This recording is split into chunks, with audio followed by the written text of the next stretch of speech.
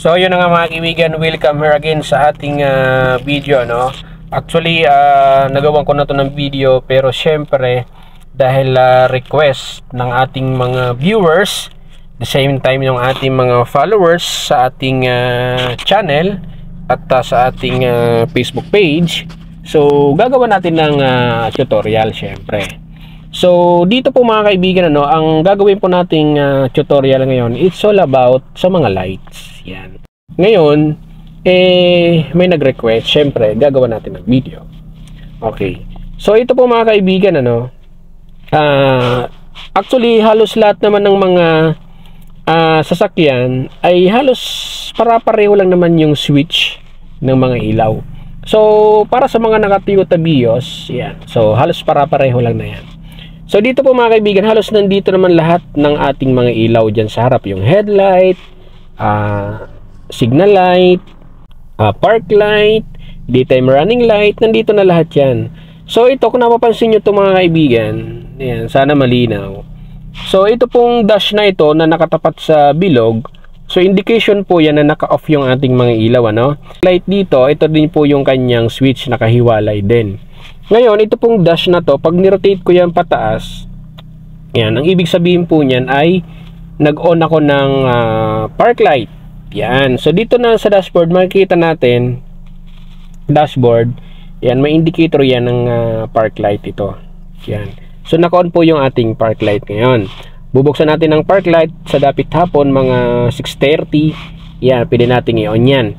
Ngayon, pag nirotate ko ulit ng isa yan mga kaibigan, itong dash na to, lilipat yan dito. Yan. So, ibig sabihin yan mga kaibigan, nag-on tayo ng ating headlight. So, yung headlight natin na in-on ay low beam lang siya. Yan.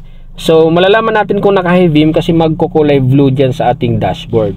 So, ang pag-on ng high beam, itong mismong lever na to, ipo-push natin to forward. Parang ganito lang siya. Daliri lang siya, push forward. Yan. The same time, makikita natin dito may blue. Ito po ay indication na naka-on yung ating high beam. Yan. So, ang pag-off ng high beam, ibabalik lang natin to. From pagtulak natin kanina, so ibalik lang natin. Yan. So, naka-low beam siya ngayon. Yan.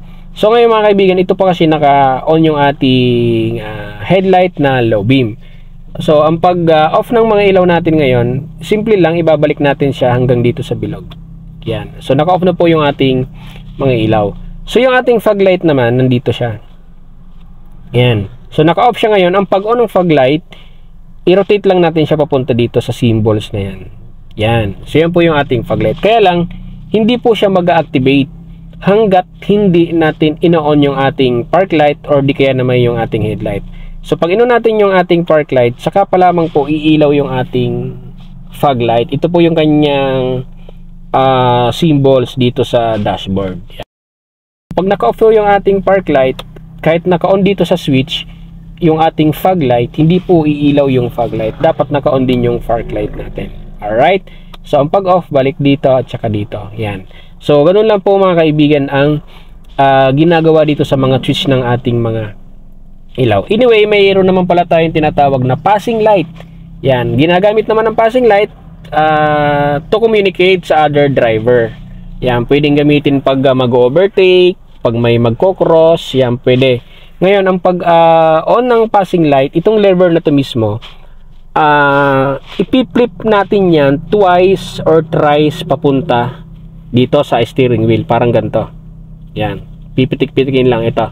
So, try natin, ano, 1, 2, then 1, 2, 3. Ayan, kung mapapansin nyo sa dashboard, ayan. So, kumukurap or nagfa-flash yung ating headlight na high beam. So, yun po ang ipisil-pisil natin to.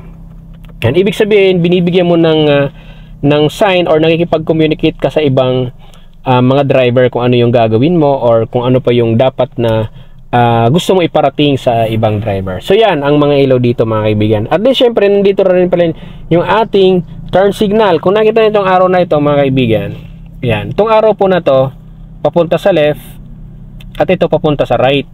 So, ang ibig sabihin po niya mga kaibigan, itong mismong lever na to, pag ginawa natin dito, binaba natin to, ayan. So, may makita tayong indicator dito sa dashboard, papunta sa left. So, ibig sabihin niyan, intensyon natin lumiko pa kaliwa or lumipat ng lane pa kaliwa. Yung direction natin. So, ito, binababa lang to. Ang pag-off niyan, ibalik lang natin siya sa gitna. Sa pinanggalingan niya, yan. Okay.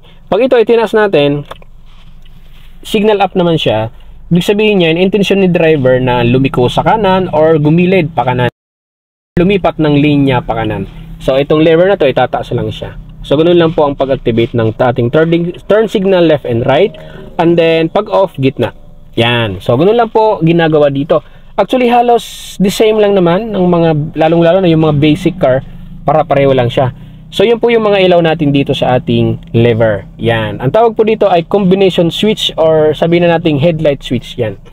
And then, syempre, idagdag ko na rin yung ating hazard lights kasi kasama yan sa ating mga light system eh. So, ito yung ating hazard lights mga kaibigan. Ano? Lahat naman ng sasakyan ay may mga kanya-kanyang buttons yan or switch sa hazard. Ito, basta't nakita natin tong kulay red na triangle, yan po yung hazard switch niya. Pipinutin lang yan. So, mangyayari yan. So, sa dashboard may mga mangyayaring indicator dyan. Ayan, yan po yung ating hazard lights. So, sa labas ng ating kotse or sasakyan ay may nagpa-flash na dalawang ilaw sa harapan at sa likod. So, syempre, alam naman natin yan for emergency use only lang naman yan. So, yan po mga kaibigan, yung ating mga lights, ano, na kailangan alam po natin, at least basic, no, sa mga ilaw. Kung tayo po ay nag-uumpisa pa lamang mag-aral mag-drive, so, kailangan alam po natin to. So, yun lamang. Bye-bye!